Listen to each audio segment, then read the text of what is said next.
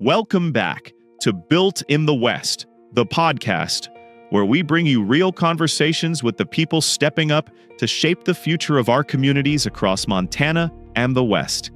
Today's episode is hosted by Kelly Bonnell Bishop, and this one is all about leadership, service, and what it truly means to represent the people. In this episode, Kelly sits down with Bob Crank, a candidate for House District 57, a district that spans from Park County all the way into parts of Gallatin County. Bob's story is anything but typical, from spending nearly 2 decades as a college volleyball coach to traveling the world to becoming an outdoor guide here in Montana, and now serving with the Livingston Police Department. His path has been built on service, adaptability, and a deep commitment to community.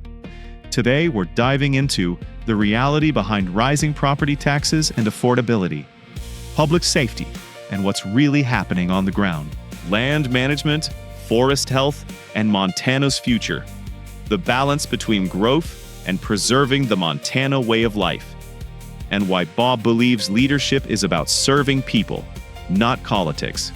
This isn't scripted. This is real conversation, real perspective, and real issues that impact every one of us living here in the West. I certainly appreciate y'all taking the time to speak with me. I'm glad to be here. So Bob Crank, House District 57. I've been kind of in and out of the Livingston Park County area for about 6 years. I've been permanent here for almost 3 years. I'm from the Midwest originally. I've done a lot of different things and a lot of different jobs. I spent almost 20 years as a college volleyball coach. And when I quit that, kind of went on a big grand adventure. I spent a couple of months hiking through New Zealand and had a layover in Hawaii and ended up living there for a couple of years. And I actually saw a post on Instagram that said, "Get paid to go horseback riding and hiking in Montana." And a couple of weeks later, I was guiding for a company that offers like outdoor multi-sport adventure guiding, a company out of Billings called Austin Adventures. And my very first season guiding as an outdoor adventure guide, I guided the Yellowstone Trip Series, which brought us through Paradise Valley. And we took our guests horseback riding on a local family cow-calf beef cattle operation that offered dude rides. And I became really close with the family, found myself down at the family ranch every fall and spring for a number of years. And as I grew closer to the family, decided to make it permanent. So I was fortunate enough to get hired on by the Livingston Police Department, and I've been working for the Livingston Police Department since then and taking on this new adventure now. Okay. So what made you feel like, after this adventure and like being here in Livingston these last few years, obviously there's been a lot of changes in Livingston and Park County. So what's making you feel like you need to go to Helena to help fix things, represent us, make some changes that we feel are positive for our area? Sure. Well, obviously, community service is kind of a big thing for me. I'm always interested in finding new ways to be in service to people I care about. Ultimately, what led me to become so close to the ranch family, the Davises here, and then moving here permanently, I thought, what better way to be a new community member than to be in service to this community that's adopted and accepted me. So I came on with the Livingston Police Department. And as I've ingrained myself more permanently into the community, I just felt like I had the tools and ability to hopefully be useful in a new adventure and being a community outreach and community resource and an ethical civil servant for those around us. Okay. Well, one thing too, and actually I was just discussing this earlier I was telling someone that you were coming in, and we were talking about this district. They've kind of redistricted a lot of these areas here. So yours has part of Gallatin County, rural Park County, all the way out to Cook City. So, it's kind of hard, like when you're trying to get all the way from Gardner, Cook City, over into Bozeman. That's like a really big area. So how can we help you help us with, navigating all of that? Sure. It's definitely changed, and there's a lot to that. As you had mentioned, redistricting happened a couple years ago, and it's changed a lot of the map. And I mean, it is what it is. Gerrymandering happens by both sides. The Democrat side does it, the Republican side does it. So there's some trade-offs, and we all try to gain ground and give up ground in trades. But it is kind of a weird juxtaposition in this district with a piece of downtown Bozeman, a little bit of Gallatin, and then, we've got Wilsall, Clyde Park. We kind of skip Livingston as we go south, and then you've got, Prairie Immigrant and, all the way down to Gardner and Cook City. So it is very weird to see such rural ingrained communities in addition to more township style communities. So trying to meld those two things together is tough. So yeah, we got to do a lot of driving. The old F-150 is making its rounds for sure, but I'm doing the best I can to make sure I'm hitting these communities and going to these communities and connecting with as many people as I can.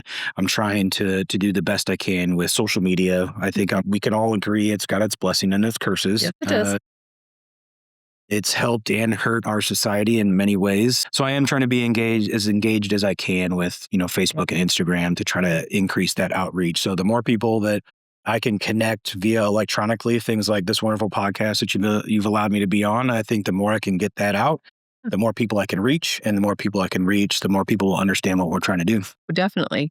And I think when we visited before you came on the podcast, I really want you to share and elaborate because as a real estate broker, as an insurance agent, owning property here and, having owned property in other states and whatnot too, I feel like when you shared a little bit about the whole property taxes and how they have just gone through their effect. One of my friends just came over. He's like, I had to go pay my property taxes. He says, holy smokes. So we know that people even not just in town are getting crushed, but the rural areas, where people are thinking they're buying 5-10 acres and they're going to not pay as high property taxes out in the rural areas. They're getting killed too with like 10, 20 acres, because that doesn't really count as agriculture. But you had talked a little bit about some different ideas that you have for the property taxes. So I would love for you to really share as much as you can about that, because I think it's a great plan, personally. Yeah, and it's, it's an interesting concept. I mean, property taxes are obviously a hot topic in Montana right now. And it's been such an interesting thing having some of these conversations with people because I think when we visited last time, I kind of referenced a story of I was at a meet and greet and had a conversation with one individual that was so thankful and appreciative that their property taxes went down. And then 5 minutes later, had another conversation in the same place with someone that was irate that their property taxes doubled. So it's a very convoluted process. And obviously I wasn't in legislature during that session.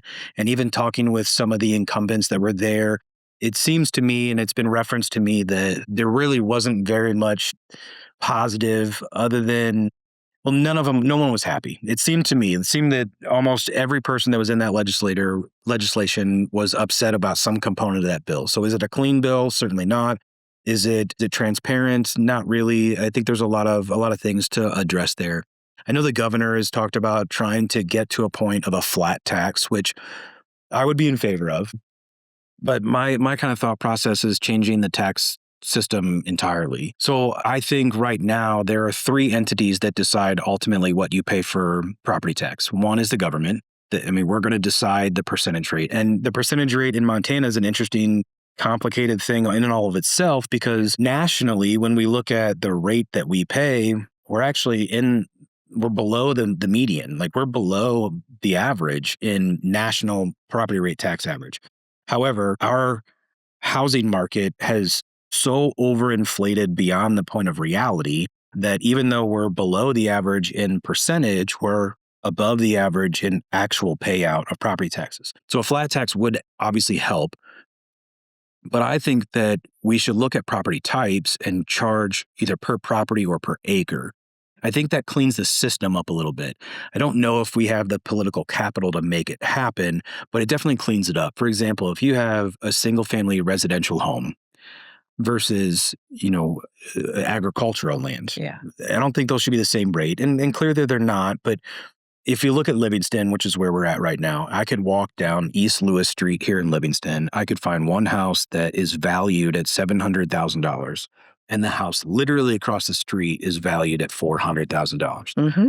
They have the same access to the same water. They have the same access to the same sewage. The trash is getting picked up by the same people. They get the same police and fire and EMS response. They have all the same access to the same rights and infrastructure and service. The difference in their property tax is based on the housing market. Right. So when we go back to the three entities that decide, one is the government on the percentage rate, but the other two entities is going to be an appraiser, right? A human being that comes out and appraises the value of your home. There's human component to that. So is that going to be completely accurate? But then the housing market itself dictates your ultimate property tax. And we know the housing market here in Montana is out of control. It is. So you have literally no control whatsoever in what you ultimately pay in property tax. Whereas if we did it by property type, like as I was mentioning, one house at 700,000, one house at 400,000, could we change that property system, the property tax system, to say, hey, well, it's the same area. They have all the same basic services and infrastructure. They're both single family residential homes. Yeah. Why is one paying so much more in property tax than the other? They get the same stuff. Right. And I think that's one way to look at it.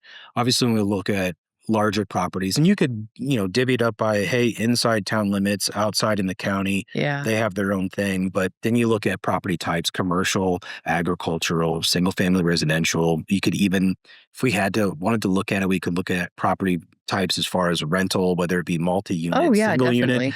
But I think we can clean it up to make it easier to understand and more fair. It's just a matter of whether we can get it, any movement from some other Republican counterparts that could help sponsor and co-sponsor and get it to committee. I don't know if the political capital is there, but it seems cleaner. It seems simpler. I think more, and as we were talking before, I think a lot of property owners, it would be simpler to look at, and they would be for that type of a property tax. Yeah, and it would make more sense because then, there's a house that I was looking at the other day that it has no improvements. I mean, this poor thing was built in the 30s, 40s, has had absolutely no improvements or upgrades. And yet they're being taxed at a level of a house that's been completely remodeled and is worth $1 million. And it's well, how did they determine that this probably $50,000 house should now all of a sudden be worth $500,000? And those people are being taxed out of their homes. And that's where I feel that's not fair. Yeah, because then you're also getting taxed on unrealized gains. Yes. And that's really the biggest problem. In my standpoint, I think that's one of the biggest problems with the property tax code in Montana is, you bought this house 15, 20 years ago, you bought it for $250,000, and now all of a sudden that $250,000 house is worth $600,000. Yeah. So you're getting taxed for a $600,000 evaluation of your property. Right. That is not what you purchased in any way, shape, or form. Yeah. And we're seeing I can't remember the name of the agency or the entity, but there's an entity out of Chicago that has been diving in really deep into the appraisal process and how homes are evaluated and appraised. And we're finding there's discrepancies there. Definitely. And I don't know, I'm not a big AI guy, but AI can play a factor in making sure those are a little bit more reliable. But we're finding out that higher evaluated homes, they're not being evaluated at their truest price. They're being under evaluated, whereas lower value homes are being over evaluated. Right. So, it's not a lot, but there's still some margins there where someone who has less money, less income, and a lower evaluated home, their property was evaluated a little bit higher than it should have been. Yeah. They're still paying less. They're still writing a check for a lesser amount, but then you have somebody that has a much more expensive home and a higher evaluated home, but they're being appraised a little bit below the actual price. So again, you're trying to come up with a system of quote unquote fair where, hey, well, I have more money, I have to pay more, but give me a little break on my evaluation of my house so I pay a little bit less there. What difference does it make? We're in the same area. You have all the same services. The same amount. Yeah, it makes way more sense. Definitely. Another thing, I've watched, some of your video clips. I see you obviously love to go out and go hiking. You've got your dog that you take with you. Yeah. So public lands also are a fun, massive issue out here. Grazing rights, access, federal overreach. What do you feel like you're going to be able to do as a state representative to actually, find that balance of our forests and federal land management, that type of thing? Yeah, it's such a tricky thing. I actually have a Zoom call with Trinity Vandenaker a little bit later today, who has an amazing online presence, and Yes, he he's a does. rancher. I love listening to him. Life in the West. Yes. He's fantastic. So I actually have a Zoom call scheduled with him, and he's one of the guys that I'm really interested in getting more information from him. But I think one of the other things about here is the logging resources is a big deal. I mean, Jason Gunderson, who is a friend of mine at the police department and running for the Senate seat here, who you guys have interviewed. Yes. One of his favorite comments is we have to stop loving our forest to death. Mm-hmm. And he's not wrong. And as a person that spends as many days as I can on my days off up in the mountains. Yeah. I think we have a lot of people that will drive through the valley and look at the beautiful trees and scenery. But when you get up in there, you really find out how unhealthy a lot of these forests are. It's disturbing. I said when I was up in the Helena Forest last summer, and then even around here where I've gotten to go up, because my dad was a logger, built a lot of the roads in the background. And I was with him, growing up out there in the forest. And I said, he's probably rolling over in his grave, just mortified over the shape of these forests. Yeah. I mean, the amount of deadfall, and it's crazy. A couple of things. Like I spent quite a few years as an outdoor adventure guide. So I learned a lot about guiding. I learned a lot about the Yellowstone region and just generally the Northwest as in general. But I'm also an elk hunting guide for the Davis family. So, I mean, I really do. I'm either in a patrol car or I am in the mountains. That's the way my life is. So those are your two favorite places to be? So, I mean, I spent a lot of time up there either hiking or guiding or whatnot. And the amount of deadfall up there is, I mean, it's unhealthy. It's crazy. And I don't think a lot of people understand.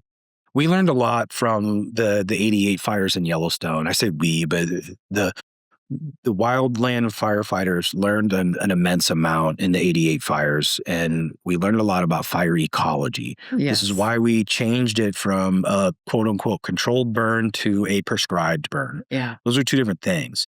And I'm glad that we changed the name to a prescribed burn, because we now know, spending generations of time stopping wildfire. And I don't want to ever take away from the fact of how devastating they can be. And I want to protect people's property and protect people's homes. I don't want people to lose their property and their homes. But when we have massive swaths of land that it's a powder keg. You go up Pine Creek right now. Yeah. And I mean, if a fire even sparks that entire drainage is devastated. Well, look at the damage that it caused just a few years ago. Yeah. So, I mean, without some sort of process and if we're going to get those logs out of there and get that wood out of there and get that fuel, is what it really is. It is fuel for a fire. If we can get some of that out of there, one, our state can make more money on the profit of the wood. But two, if and when wildfires do start, they're not as destructive, because in Yosemite, when I guided in Yosemite National Park, they still mechanically thin and prescribed burn a lot of that valley. And they've been doing that since before white people ever lived here. Oh, yeah. The indigenous native cultures were prescribed burning that area since the dawn of time. Yeah. And we've kind of gone away from that. And we haven't learned our lessons from a fire ecology standpoint. And we have, we're an arid climate with large areas of pine and fir tree, and pine trees, especially a lodgepole pine. They have a specific pine cone that is designed to have been in a massive amount of heat to open up to release their seeds. So this type of climate and this type of environment was designed to have low, fast moving fires burn through and take the underbrush out. That's the way it has always been. And now we've created this environment where it creates slow moving, incredibly hot fires, and that devastates literally all of it. Yeah. Nothing survives. And we've got to get away from that. I mean, and just public lands in general. I know that's we all enjoy being outside. A lot of us in Montana either came here or stay here because we get to enjoy the great outdoors, and we have this amazing place. Want to protect that. Yeah. So obviously, I ran into you when you were in uniform yesterday evening. So how do you handle votes in Helena then when you get there that are going to affect law enforcement, the funding, policies? I mean, are you going to have to recuse yourself? Is that experience where you feel like you should be voting, that you should be able to lend more information so that they can have somebody in there that's firsthand? Because we all know our police and fire departments are grossly underfunded, in my opinion. How are you going to handle some of those things, or do you think you'll be handling things like that? Well, I mean, if I get elected, obviously I'm going to be a freshman, and I'm not going to have my pick of different committees. So it's going to be, we'll see how that plays out. But I would hope, and I would suspect that we would put people that have certain strengths and experience and knowledge in places where those strengths, experience, and knowledge could do the most good. Right. Even, I'm still just one vote. It doesn't really matter. I'm only one vote, and I represent the people in my community. But I hope that if I can be in an environment where my experience as a law enforcement officer, my knowledge is able to be useful to ensure bills are written appropriately, then I hope we can do that. So I hope so.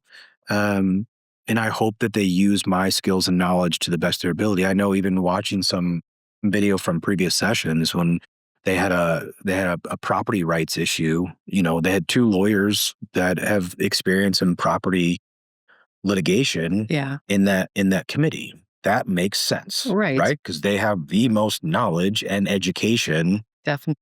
Why wouldn't you put them there? So I would hope that I would be able to lend a legitimate and logical voice to those things and be a part of that process. Obviously, part of being a law enforcement officer is I can't blend the two. So I can't do any political work while I'm in uniform, but I also can't do anything police-wise while I'm in Helena. So, and I've been very fortunate with my chief and my assistant chief. I had conversations with them before I even entertained this to make sure that everything was going to be okay. And they've been very supportive in that I could take a leave of absence if elected and go do this and focus on this and then just come back to my job once it's over with. But yeah, I would hope that anything that I have, in-depth knowledge and experience and training in, that I could lend that voice to make sure that we are making good decisions as a legislature. So I know something that is common for the people that have lived here. And I know there's a lot of new people that have moved here over the last, 20 years, especially 10 years, especially more even since COVID. So when you're always saying you feel like you're a little bit of a political outsider because you aren't really into politics, but you jumped in here to be more of a servant of all of, because you really are a servant with all of this. So, I mean, a lot of voters are your public, these people aren't going to know you, and they're like, oh, great, another outsider coming in. So how can we bridge that gap and create some trust with who you are and how you're going to represent us up there? Yeah, no, and that's a great question.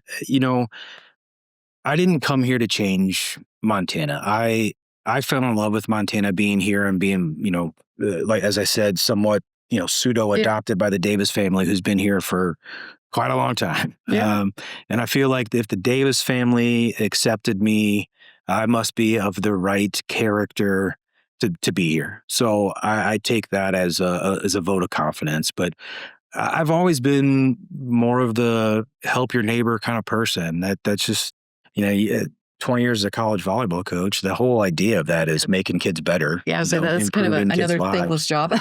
So that's the whole point to me. That was my, I think we've all seen, or most of us have seen, the clips of Ted Lasso, but I kind of had the Ted Lasso philosophy to some extent before the show even came out.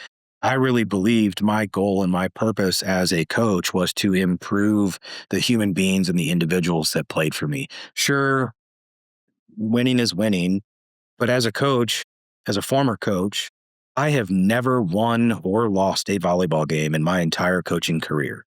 My job was, what are we doing Monday, Tuesday, Wednesday, Thursday? How can I improve these individual and as a team? How can I improve them through the week?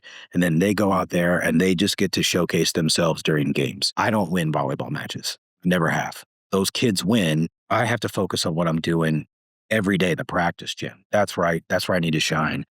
And I feel kind of the same way. I just help out at the ranch on my days off. I just feel like I am a servant, and there was an old football coach that used to say, they had this kind of philosophy about rowing the boat. Yeah. That, it's the coach's job to steer, but we all have to row. Yes. And I've always been, ironically, as I'm saying this, it takes me back to Hawaii.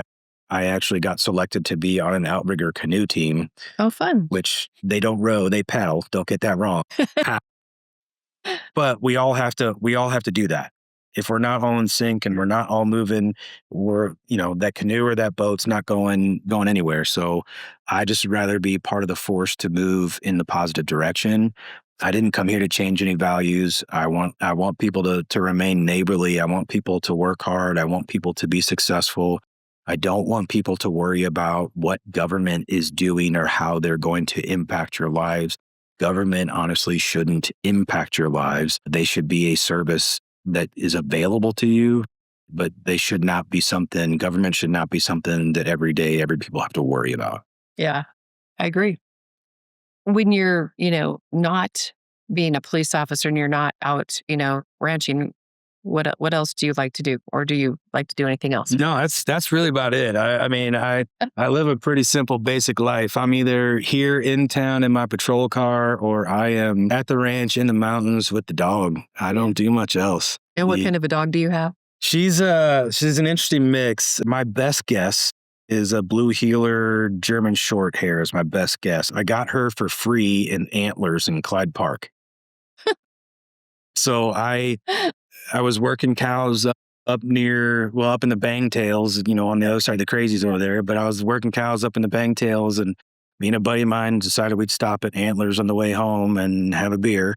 And this dog just walked up and laid on my feet. And the old rancher that originally owned her just walked up and said, "Well, she seems to like you, so I guess she's yours." Oh, wow. And so I left Antlers Bar with a dog. And she has been following me around. I've always kind of joked with people that, have used the term, I rescued this dog. You went to a facility, you picked it up, Right. You feed it. I'm sure I am now a true believer that dogs claim their people. Oh, I yes. didn't really know that was true until this happened, but she follows me everywhere and I've never seen anything like it, but she has definitely enriched my life and I'm glad to have an amazing hiking partner out there. But she wasn't mean enough to the cows, which is why the rancher was willing to get rid of her. So I lucked out there. No, it sounds like she's an awesome dog. So yes. What do you think the people of House District 57 should know about things about you or just, topics going on before they get ready to go vote? Well, I think they should know I'm trying the best I can to be accessible to them. I'm interested in getting their opinions and their insights and know that my only focus is being their servant. When I announced I was going to run, I had a he's not a captain anymore, but he was my captain when I deployed to Iraq back when I was in the Army. He ended up retiring as a lieutenant colonel, but he reached out to me because I was making a video about the difference between being a politician and a statesman. And I don't really care for politics. I don't care for career politician. That's one of the reasons I love Montana's system is that we're not career politicians. We're part-time citizen legislators, and I can put my weight behind that. But he had said, there was an old philosopher and theologian and writer that said, politicians only think of their next election. Statesmen think of the next generation. So I look at my role as a statesman. I don't care about the election in a large sense. Sure, I want to get elected. Sure. My focus is how can I best serve? So I'm interested in getting people's ideas. I'm interested in understanding the issues and the topics that people have. Obviously, I have some massive disagreements on our current property tax system. I've got some massive disagreements on how we manage our forests and how we manage our public land because we're at a point where no management is mismanagement. We can't just let it sit there vacant. We know that that's a problem. We've reached that. So there's a lot of things I would like to dive into and like people to understand that I have a website, I have Facebook, I have Instagram, I have an email address. I am more than willing to accept ideas, input, insights. I want to make sure that if and when I do get elected, I am prepared to address the issues that are most important to the most people in our community. Okay. So, and touching on these topics, I didn't have a chance to ask Jason about this, but I actually had a gal that had sent me an email today. So I will ask you because she's asking a bunch of us to reach out to our legislators, our Congress, representatives and our governor and everybody else. And one of that is, since I'm, if we need to delete this, we can. But if you're comfortable talking about it, how would you feel about talking about the geoengineering in our I'm sorry. the geoengineering going on in our lovely skies? Yeah, I'm still diving into this because I was talking with at Prey Cafe, actually. I was talking with a lady that I'm still reading the pamphlet she gave me. So I knew that this was a thing. And you look at, I think it was called Operation Popeye in Vietnam, where they created, when I say they, we created rain clouds, Right. and flooded parts of Vietnam to impact the war. I mean, that was a real thing. Like Operation Popeye was real. We did that. So I know it's possible. I think the tough part about doing that here is we are still such an arid climate. So I don't know how well that works. I don't really like the idea of, I think it's silver iodide. Yeah. Is that what it is? And they've got like 4 different chemicals. Yeah, there's a But they're couple different spraying chemicals every in day. there. So I don't like the idea of that. I think it was a couple years ago, they tested this process over the Bridgers, and from what I understand, they confirmed that it worked. I don't know if it's still going on. So I'm going to be 100% honest. I still got to dive into this a little bit more and understand what exactly is going on there. I know some ranchers have some mixed opinions about it. I've seen a couple of videos where, ranchers are like, well, I need more rain on this field. And if I can get more rain, then I'd use less water. I mean, water is a finite resource on this planet. The water we have is the water we have. It's more of how do we move it and where does it come from? I don't necessarily like the idea of chemically changing the sky. I don't think that's the right way to go about this. I admit I need to research and educate myself a little bit better on what all is actually going on. Okay. Well, I can get you some information. No, I appreciate it. You don't want all my information, but I'll give it to you. So, but no, I mean, it is going to become a hotter topic, I think, too, because it is an issue. But we'll save. Yeah, and I don't want chemicals in the air. No. I mean, I can tell you that. the days they're spraying. You can ask Jesse. I'm a mess. So, yeah, it's very obvious for me, but yes. So obviously you fell in love with Montana. You love being here. What's your favorite thing about, Montana that you really want to protect? Like I said, I think one of the best parts that I have experienced about being in Montana is how many people I have been involved with or around that still have the sense of being neighborly. That is almost a culture in and of itself. Working in the valley, Steve across the highway comes over and helps with our cows, and we go over and help with his cows. Yeah. Now, I mean, obviously you can't go across, Calendar Street here and go help with the cows over there. But I still think that's such an important piece of human nature that I don't want to lose sight of. And I think Montana had such a strong hold on that particular characteristic for such a long time. And I think it's slipping. It is. And I don't like the idea that that's happening. When it comes to, the more town areas, and I'm seeing this as a police officer. I mean, public safety and public community is such an important thing. And how can we ensure our communities are remaining safe? We're seeing increased numbers of people, poor or careless driving.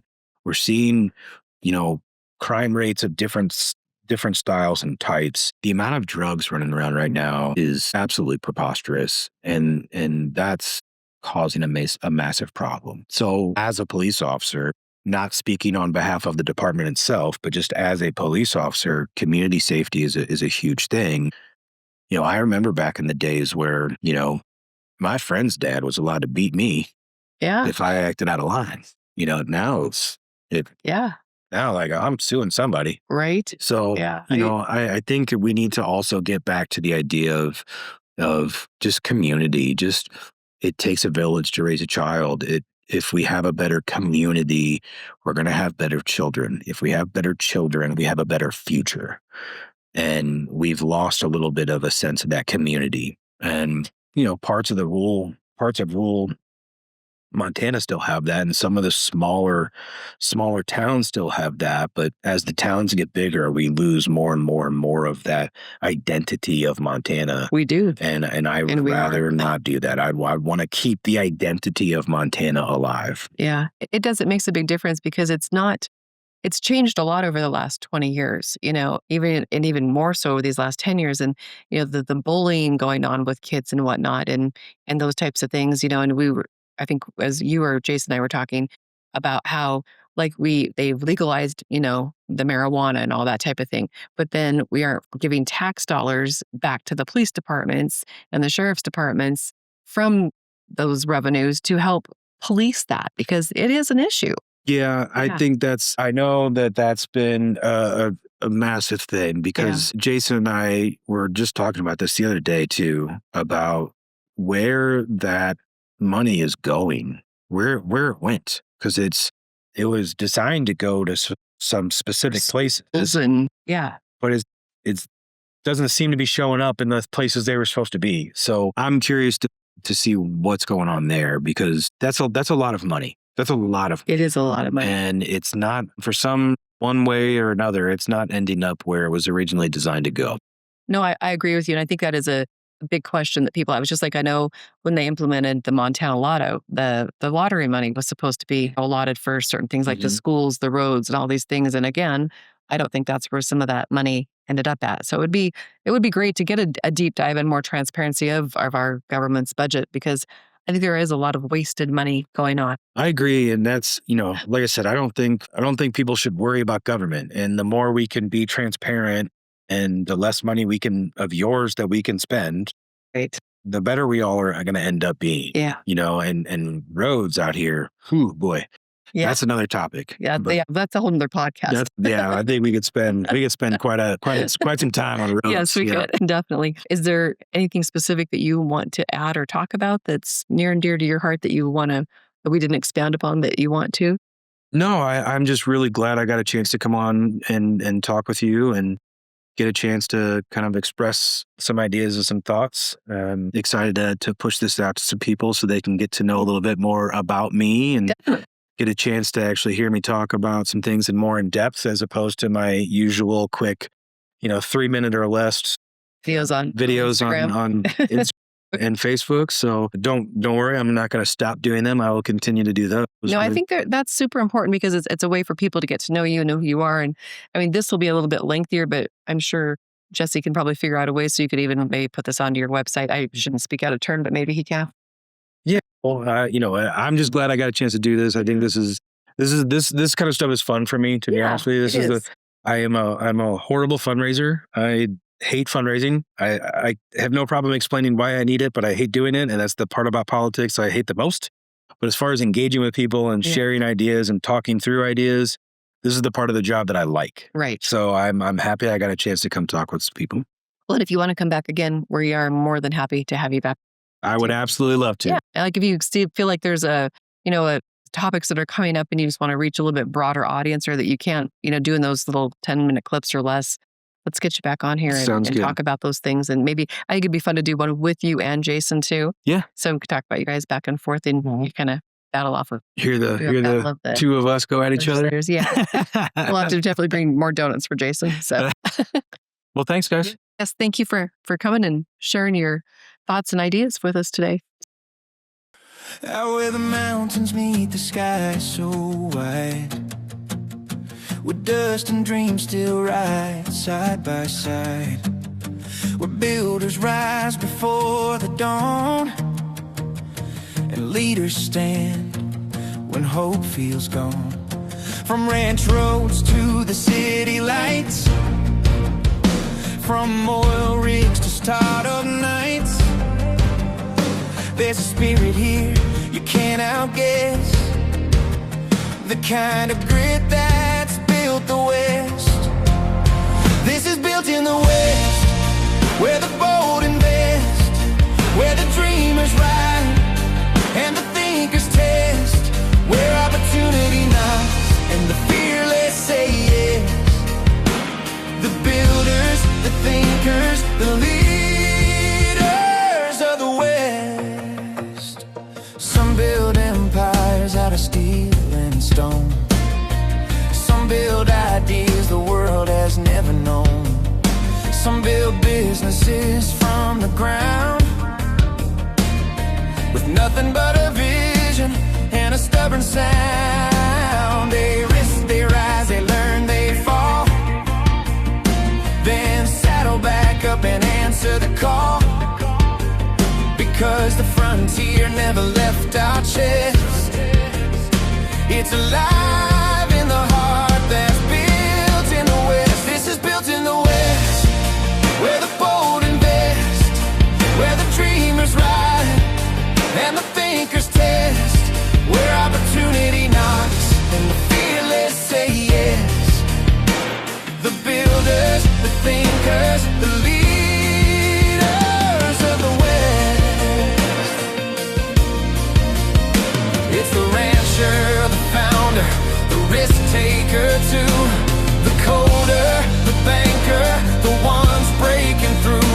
It's the towns, the ideas, the future inside, where the frontier lives on in the minds that ignite. This is built in the West, where the vision runs deep, where the brave chase the fire others never could keep, where the frontier lives on in the hearts of the best. The builders, the thinkers, the leaders of the West.